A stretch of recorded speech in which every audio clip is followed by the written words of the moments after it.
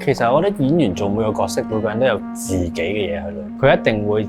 參透好多自己嘅自身經歷，做過地盤啦、泥水啦、磨雲石啦、壽司學徒啦、髮型學徒啦，好多好多20零份到啦嗰陣時，咁啊呢啲都係專業嘅技能，對於我演戲上面都好有幫助。點步嘅時候累積咗一啲經驗，可以自己幻想多啲，或者去諗多啲呢個角色，見到